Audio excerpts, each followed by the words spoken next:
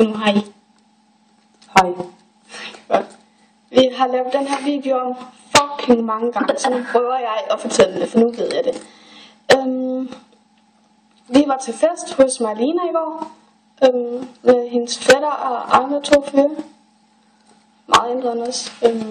Ja, så fik jeg noget at drikke, og vi røg smøger, og ja, så kom vi hjem. Og jeg havde det jo ikke så godt, jeg havde det vildt kvalme, ikke? Fordi hun havde drukket noget klam blå vodka. Ja, det smagte faktisk. Hun bundede det. Sådan glas, ja. Jeg er virkelig svag drikker. Anyway. Så på et tidspunkt skal vi så tisse. Så skal vi tisse og sådan noget. Og så går vi op og ligger på Michaels bryst. Jeg lå på hans pik. Michaels bryst og pik. Ja. Og arm faktisk også. Så Michael han lægger mig ind, fordi at jeg falder i søvn, og vi bliver smidt ud af værelset, for de skal også til at sove, de 3 drenge. Så bliver jeg så smidt ud af værelset, eller alle sammen. Og så, fordi jeg lå og sov, så går Michael så mig ind i sengen, og så lidt efter, der gik vi ned på toilettet. Alle 3 piger, altså vi var 3 piger, fordi at Sofie, vores veninde, hun er lige taget hjem. Så, nej, nu koncentrerer du mig.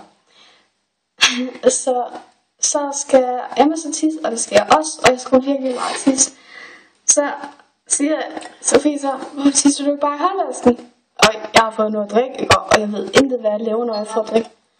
Så derfor jeg ikke må drikke ud i byen mere. Så jeg sad mig så i håndvasken, og ja, det er fucking klamt, og jeg har gjort den ren, og det. Og så sidder jeg så i håndvasken. Og vi flækkede, og jeg troede, den skulle til at gå i stykker og alt muligt i håndvasken, fordi hun vejer jo overhovedet ikke vel, men jeg troede, den skulle til at gå i stykker, fordi den er allerede i stykker i forvejen, men hun er jo ligeglad. Ja.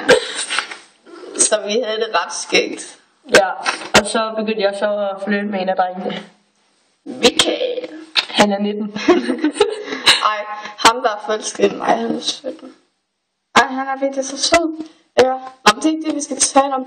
Det var den aften i går, og nu ser vi morgen.